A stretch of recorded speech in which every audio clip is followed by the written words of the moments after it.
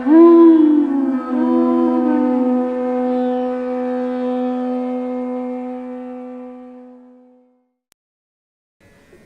Namo Bhagavate Vasudevaya. Om Namo Bhagavate Vasudevaya. Om Namo Bhagavate Vasudevaya.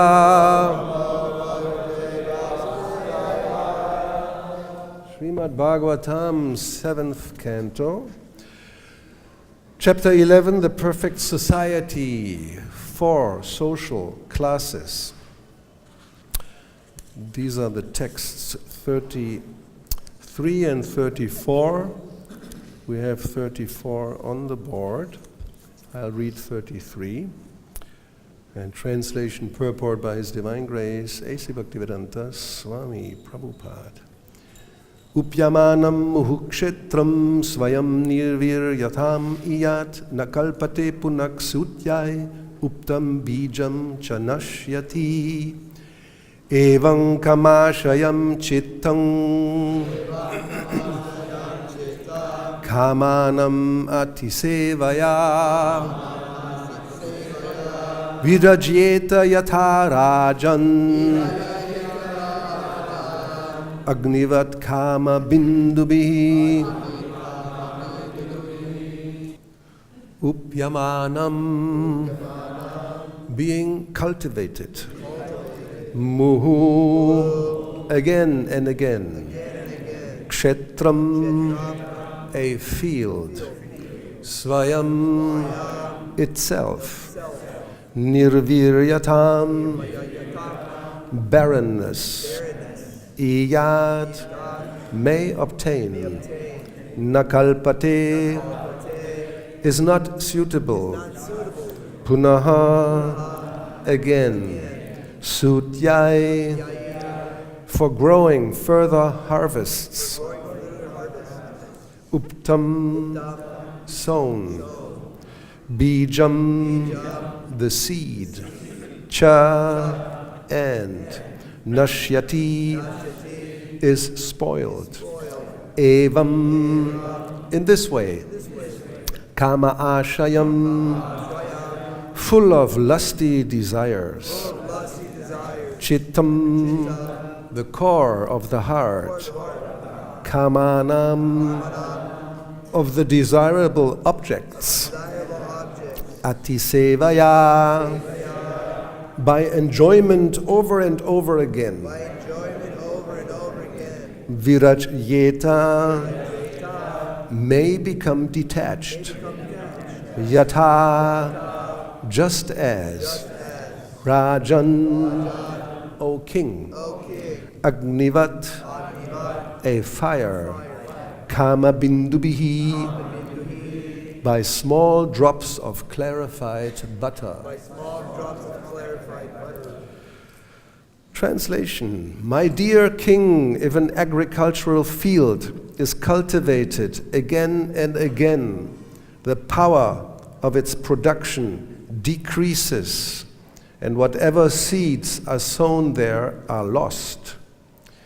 Just as drops of ghee on a fire never extinguish the fire, but a flood of ghee will, similarly, overindulgence in lusty desires mitigates such desires entirely. Purport: if one continuously sprinkles drops of ghee on a fire, the fire will not be extinguished. But if one suddenly puts a lump of ghee on a fire, the fire may possibly be extinguished entirely.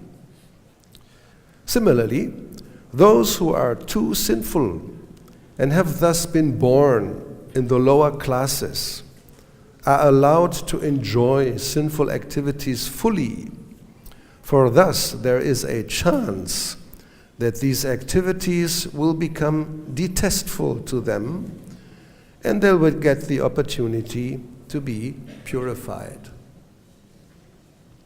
Evam, kamashayam chittam kamanam atisevaya viraj yeta yatha rajan agnivat kama bindubi. My dear king, if an agricultural field is cultivated again and again, the power of its production decreases, and whatever seeds are sown there are lost. Just as drops of ghee on a fire never extinguish the fire, but a flood of ghee will, similarly, overindulgence in lusty desires mitigates such desires entirely. Om Ajnana-timirandasya Gyanandana Shalakaya Chakshurun Militam Yena Tasmai Sri Gurave Namaha Sri Chaitanya Manobishtam Stapitam Yena Bhutale Swayam Rupakadamayam Dadati Swapadantikam. Hey Krishna Karuna Sindho Dinabandho Jagatpate Gopesha Gopika Kanta Radha Kanta Namostute Tapta Kanchana Gaurangi Radhe Vrindavaneshwari Vrishabhanu Sutedevi Pranamami Hari Priye Vanchakalpa Tarubhyascha Kripa Sindhubhya Evacha Patitanam Vaishnavebhyo Namo Namaha. Sri Krishna Chaitanya Prabhu Nityananda Sri Advaita Gadara Sri Vasadi Gaura Bhakta Vrinda. Hare Krishna, Krishna Krishna, Hare Hare, Hare Rama, Rama Rama, Hare Hare. So good news, you overindulge in lusty desires and they will be mitigated entirely.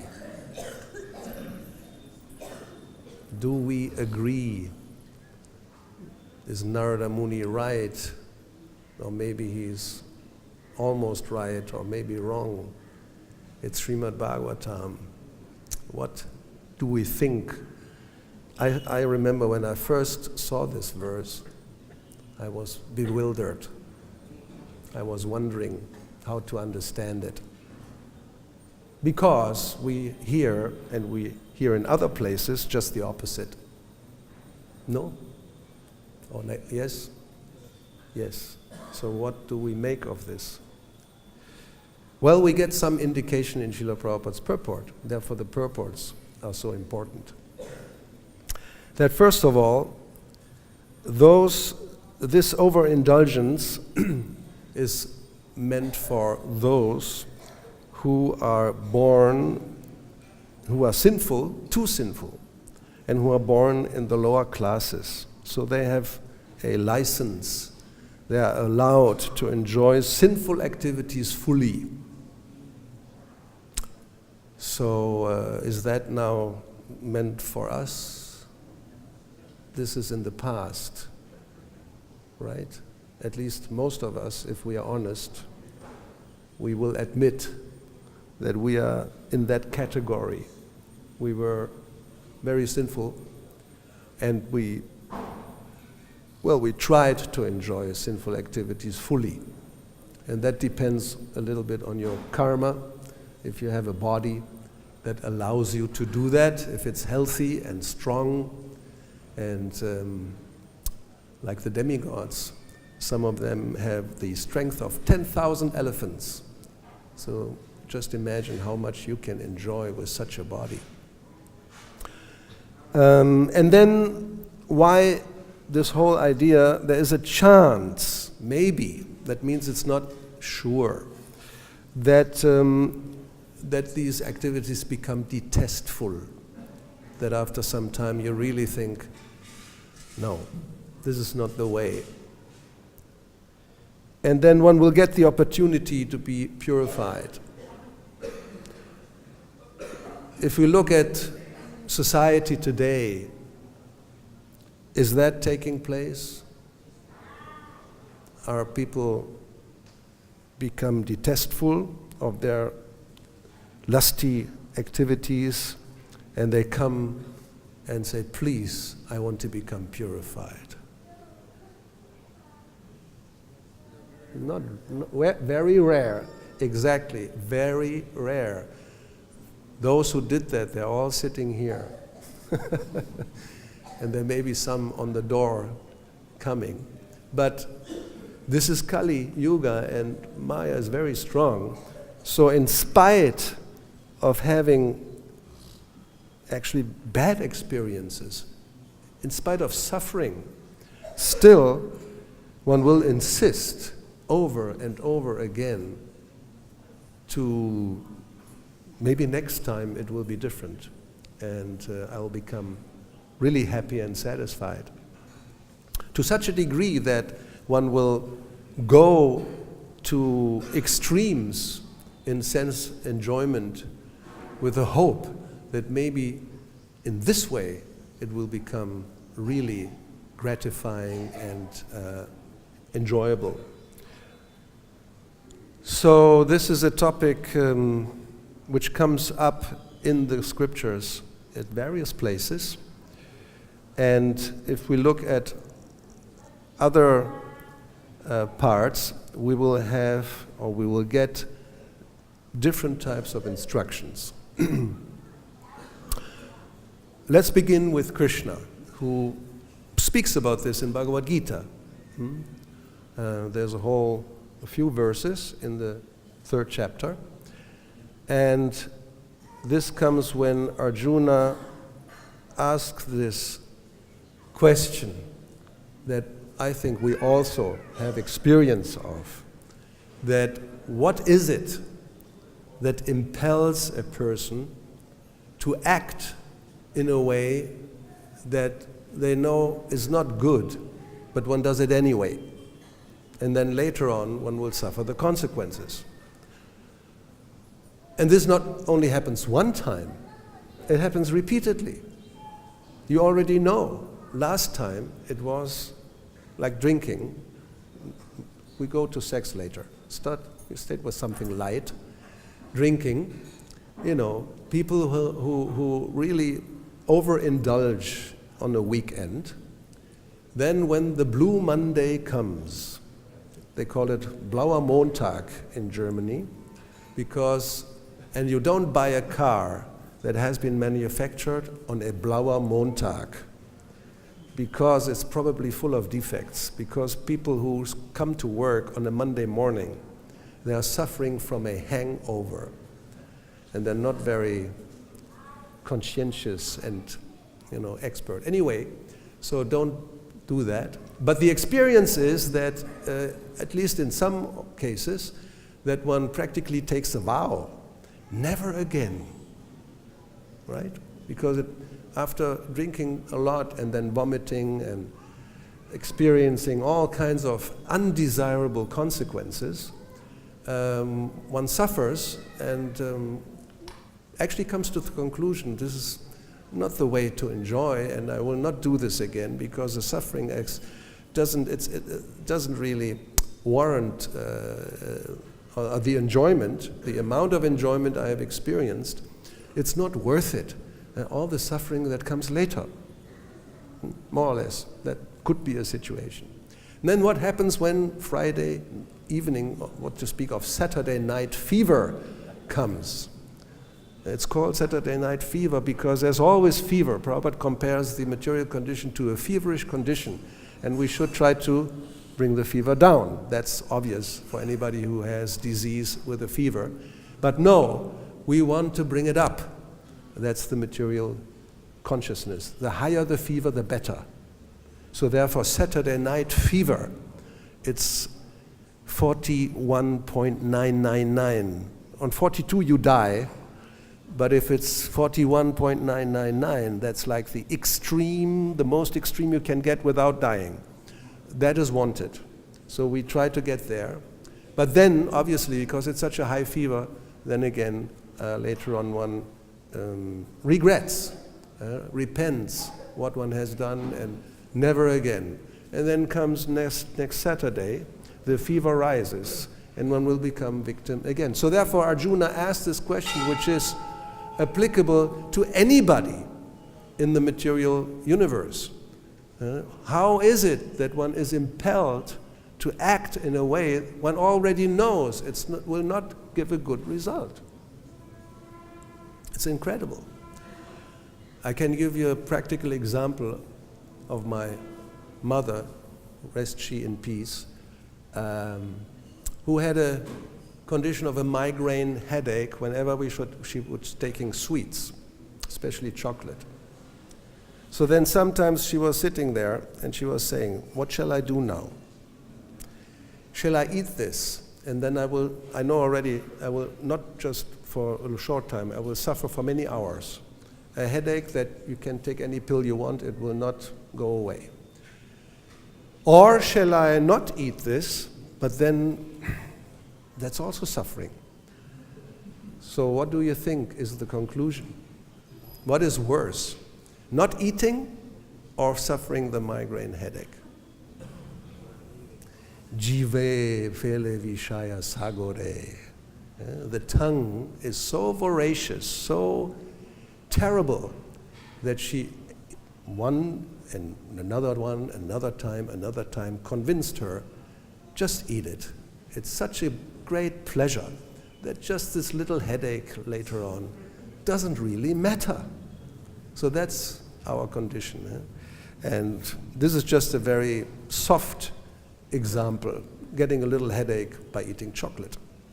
So what was Krishna's answer? It's lust only. And he calls this lust the mahapapam, and all devouring. Ashna is eating. And vairinam, the greatest enemy. So, and of course he tells Arjuna, you have to curb this enemy if you don't want to suffer unnecessarily. So this is a whole section in the third chapter of Bhagavad-Gita. So in Western culture, there is a little problem that lust is generally, if we hear that word, it's associated with sexual desire. That is not the original meaning, not even in the Western world, what to speak of Sanskrit.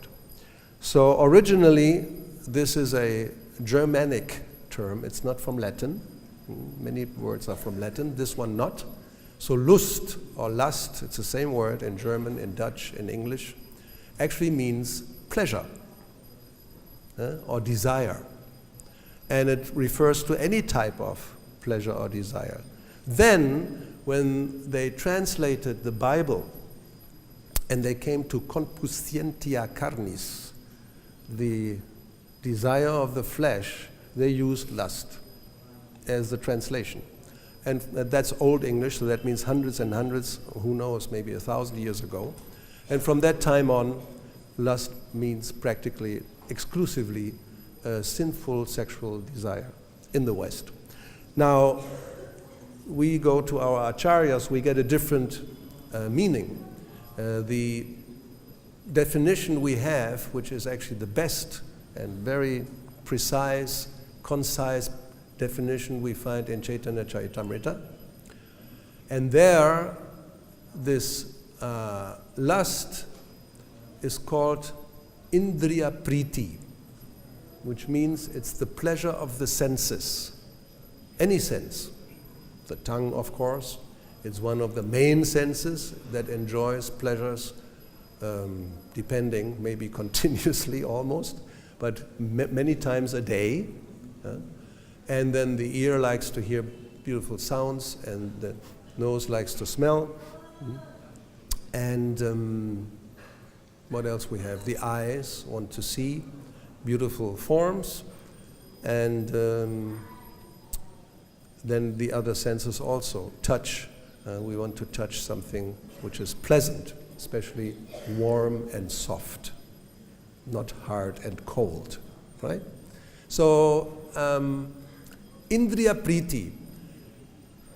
Now, when he defines the difference between lust and love, there's only a little difference.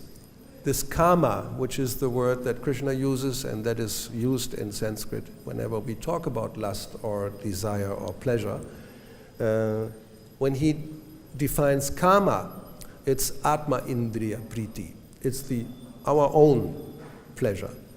And when he defines prema, love, it's Krishna and Krishna Indriya, Krishnendriya Priti. The same Indriya Priti, similar, practically identical. What the object is different. So therefore, when Srila Prabhupada explains where it's coming from, because sometimes we may have the wrong understanding that lust has to be eliminated. You have to just kill it off.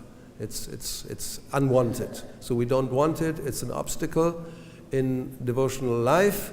So get rid of lust. Yes and no, because the energy that drives, that is behind it, that you cannot eliminate. It's impossible. It's part of our nature. And why? Because it's part of Krishna's nature. Anandamayo Vyasad, the desire to enjoy, to experience pleasure, that is natural. And therefore, the original pleasure is in Krishna, Adi Ras.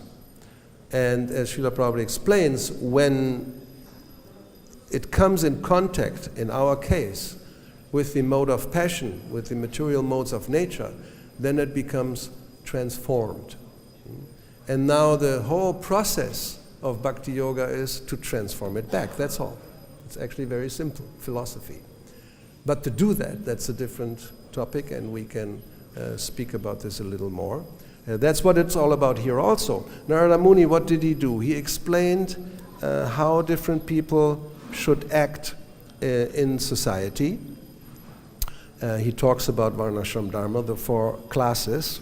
And at the end, he actually, and Prabhupada speaks about this, about those who are outside, the Antyajas. Ja is somebody who is born. Those who are born outside the system, what is their position? So basically what is described here, this idea of overindulging, it's a license to these people who are not able to follow the process of Varnashram Dharma, and therefore maybe, if they're lucky, they become detestful by overindulgence, and then they can approach somebody, a devotee, a Brahmana, Vaishnava, and learn how to become purified. Because what is apparently said here is actually not a fact. It's not that those, well, it says, Prabhupada used the word mitigates. It doesn't mean eliminates. That overindulgence in lusty desires mitigates such desires entirely. Actually, yes, if we think about it, it's true. Like eating. Just imagine your favorite dish. It's offered, it's prasadam, no problem. And there's an unlimited amount of it. I will speak about something that most devotees, or many devotees I know, at least in Germany, we have come to Krishna consciousness by halava. We had one of the best cooks, Himavati, in the very early days, trained by Prabhupada, make halava every morning with sweet yogurt. You imagine that? Hot halava, not a little bit, a mountain, and then sweet yogurt flowing over it. So some of us, I will not mention names, one of who is a very prominent, famous Vaishnava, he asked to have halava again and again and again. And no, not him. Well, him also maybe, me too. But the fact is, how much can you really eat? Maybe, yes, 3 plates. When the 4th plate is coming, it really still smells irresistible. What to do? Well, the Romans were so degraded in their decadent final era. What they did, well, we can mention it. They used, well, even that is offensive. They used the feather of a peacock, I think, they put it down your throat, and then you just eliminate, let's put very neutral terms, you eliminate the contents of your stomach to make it empty so it can receive again a lot of food. So they used to do that again and again they're big banquets. So you first eat again and again, and then after some time, yes, even then the desire is mitigated. Said, okay, we did it now 3-4 times. Now something else. Where are the ladies? Oh, they're already waiting. Or the boys. The Romans are like that. So, you got anything you want. That was their lifestyle. And then, of course, the whole empire was finished. So this mitigation may happen that just by overindulgence, you said, yeah, I want to, but no, I can't do anymore. It's too much. But then what happens after the next day? It comes up again. So therefore, Srila Prabhupada, he refers to the same verse actually in one letter to his disciple, one disciple, who was, let's say, not complaining, but approaching him what to do about this lust. And then Prabhupada says, well, trying to satisfy it will not work. It's just like putting gasoline, petrol on fire. If you look like here, it says a lot of ghee, a lump of ghee, you put it on, okay, it looks like, oh, it's finished, the fire is finished. But he says, but there's any chance at any time there's some little flame somewhere and it comes up again. So that's actually what happens in the material world. There's never really a state when by overindulgence in sense gratification you become so satisfied, then from then on, no more. It just doesn't happen. It just, for some time, especially if you have heavy consequences, you suffer like anything. And there may be even some physical consequences that your body becomes diseased. But even then, there's always the desire. How can I, some or other, get a treatment so I can get back on track and I can enjoy again? So this is not the solution, really. So the solution, and Srila Prabhupada explains that, is the transformation of the energy that impels enjoyment from focusing on Atma Indriya Priti, our own satisfaction, on Krishna Indriya Priti. And the secret behind this is that because we are part and parcels of Krishna, and actually our senses are Krishna's senses, that's how Prabhupada puts it. If we satisfy Krishna's senses, we become satisfied. Now our problem is that we don't experience that necessarily, especially in the beginning. So therefore, Vaidhi Bhakti or bhakti-yoga begins with rules and regulations and acting or occupying the senses according to a system, because it's not spontaneous. It's not spontaneously one will try to please Krishna's senses because then I will become very satisfied. Because we are still very contaminated, this doesn't happen. So therefore, there's still the struggle going on between this Atma Indriya Priti and Krishna Indriya Priti. Sometimes, yes, we will, at least if we accept the philosophy, and therefore these explanations are important, if we theoretically at least understand it, we know we want to get there, and we have to find out how to get there, even if we don't experience it. And Krishna also, in Bhagavad-Gita before, he gave a hint. He said, if one just refrains from this Atma Indriya Priti, but the taste remains, then it's only a matter of time. One will go back. One can try to refrain because one may know, I shouldn't do this, it's against the rules, or it's sinful, whatever the motive may be. Or even, I have suffered, so I want to avoid it. But because there's still the taste, the same example, this chocolate is just, the taste is just so good that I don't mind if I suffer later on. That's really, it's foolish, but we know this is how it is. So therefore Krishna, what does he say? What is the actual solution? Param drishtva. Only if you get, yes, taste is good, but you have to have a higher taste. Only if you get the higher taste, then it's easy to refrain from the lower taste. If there's no higher taste, it's not possible. Because taste you have to have. You cannot live without taste. A tasteless life doesn't work. That's the so-called dry Mayavadi philosopher who artificially no enjoyment in like Prabhupada said, you offer a rasgulla, they go, oh, that is dangerous. If I enjoy pleasure of the tongue with good food, this is like I'm falling down. What to speak of the other senses? So that's not our philosophy. Yes, you can enjoy, but connected to Krishna. Rishikena Rishikesha Sevanam. He is the Rishika Isha. He is the actually the proprietor of the senses, and the art or the mystery is that by giving enjoyment to Krishna, one enjoys. And even if you look at it from this angle, a kind of egoistic or still self-motivated, well, let it be so in the beginning. This will go away at the end when one is really purified. But at least we should accept the philosophy behind it, because that's how it is. Krishna is the supreme enjoyer, and by having him enjoy, if we are connected, we enjoy also, even though we may not want it.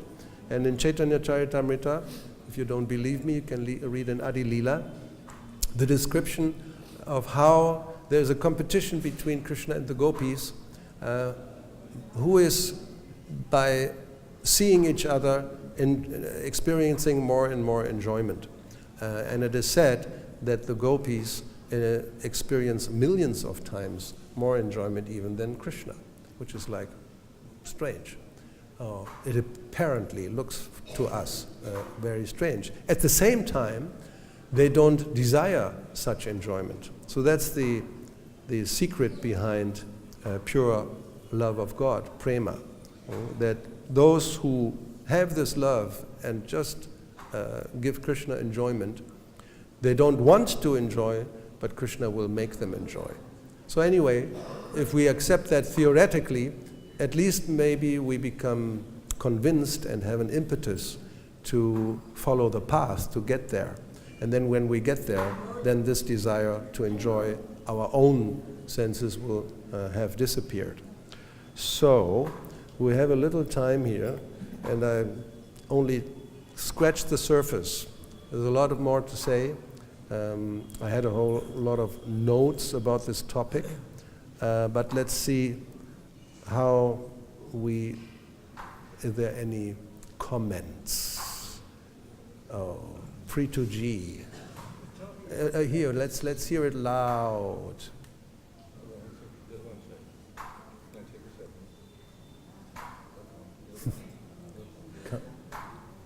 Yeah, it's on. Since you talked about that Hanukkah, Oh.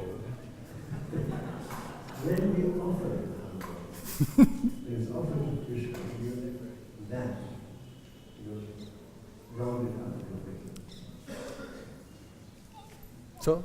He said that it's offered to Krishna. Can you elaborate on the offering to Krishna part of it instead of over there enjoying it? That's a challenge also.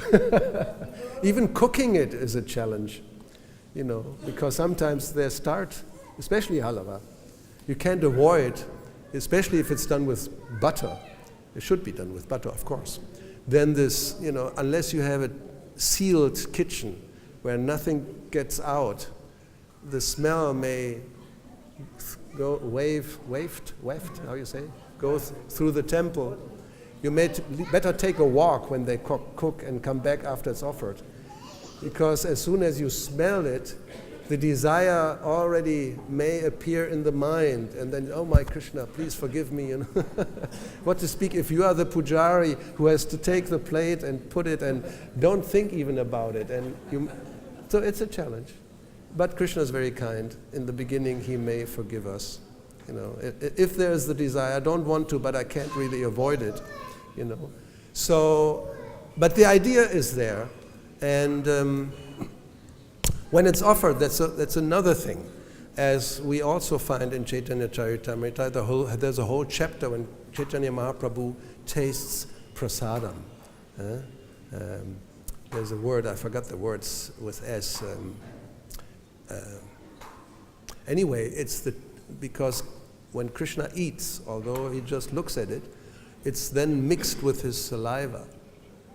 And therefore, prasadam is not ordinary vegetarian food. It becomes a very different substance. And therefore, especially in Kali Yuga, it's in one sense, one of the most powerful weapons we have, if it is prasadam. Not just vegetarian food will not do.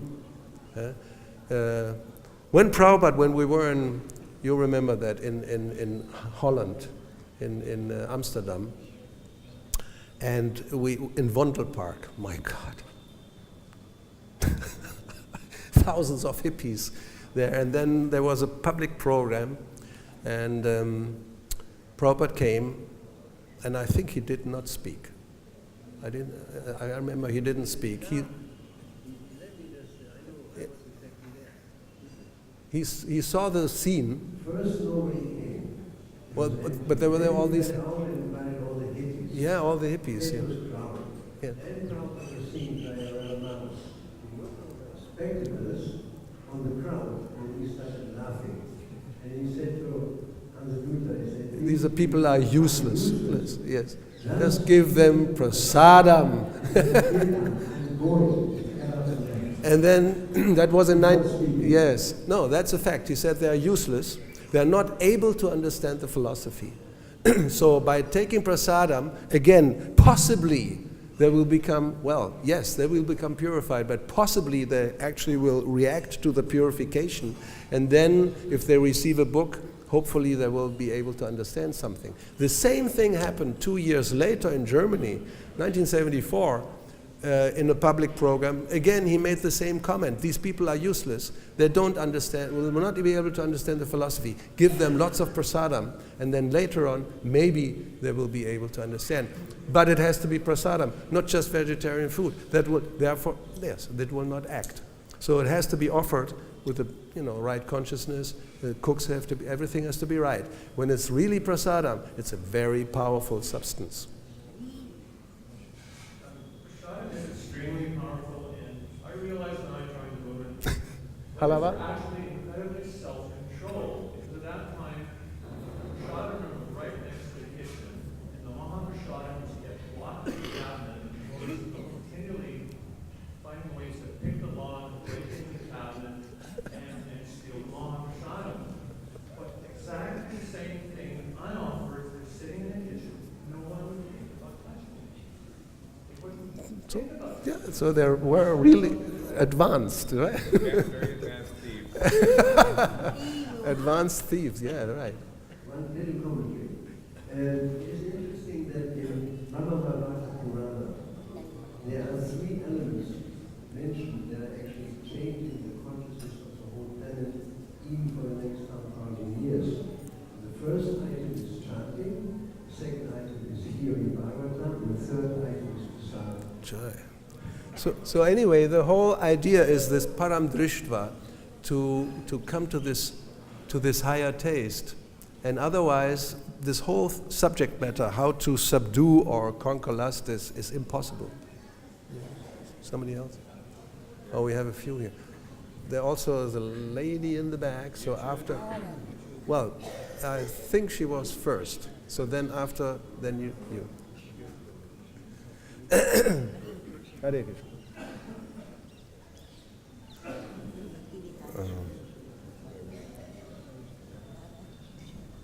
I think there's one other pitfall with this verse, is that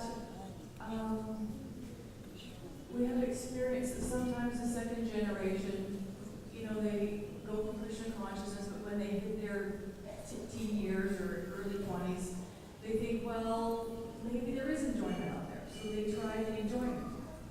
And maybe they do get disgusted after a while, because it isn't so much fun. But one second generation Joy revealed to me that in his 30s he came back again to Krishna consciousness. He was trying very, very hard, but the memories of the sense gratification kept resurfacing in the mind, and it made it very hard to focus on the sadhana. And he said, if I realized that this enjoyment would linger that long and cause me to suffer so much, again, when I tried to, again, take up the process of Krishna consciousness. If I'd known that, I never would have done it. Yeah, well, So we have to realize that the mind is like a deep dark well, and whatever we put in, it's staying down there, and you don't know when it's going to resurface to haunt you. well, if we are honest, that's our problem, was or is still our problem also.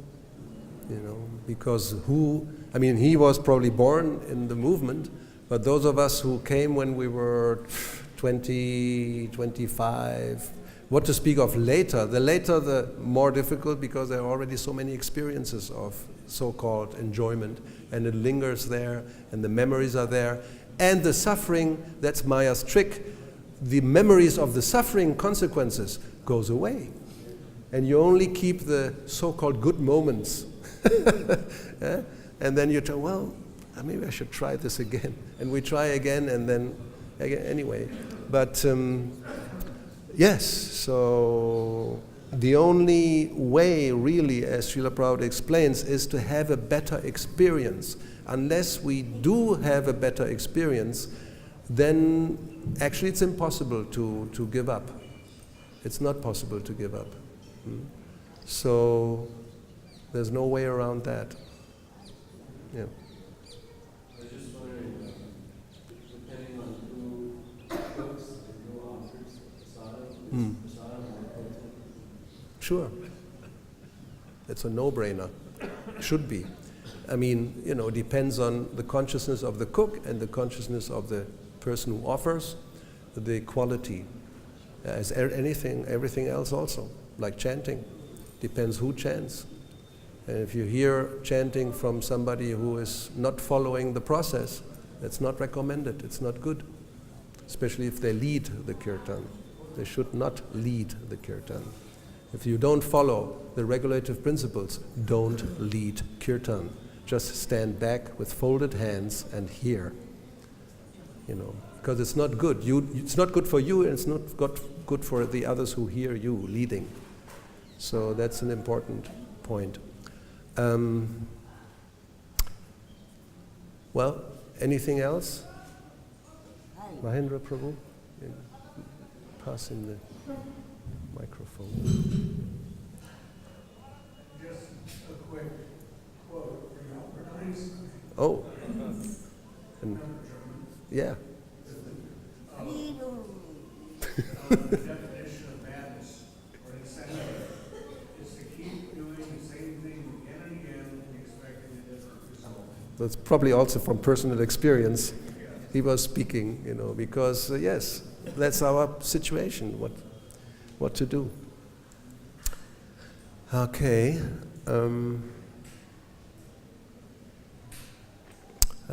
Let's see here. I have one thing really marked, so let me just read.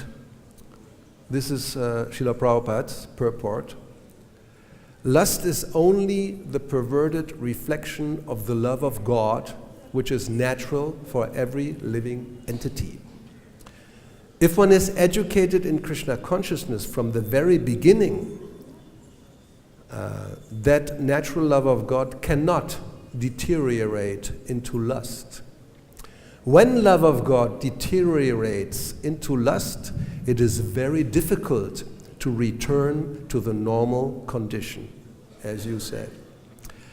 Nonetheless, Krishna consciousness is so powerful that even a late beginner can become a lover of God by following the regulative principles of devotional service. So from any stage of life, or from the time of understanding its urgency, one can begin regulating the senses in Krishna consciousness, devotional service of the Lord, and turn the lust into love of Godhead, the highest perfectional stage of human life.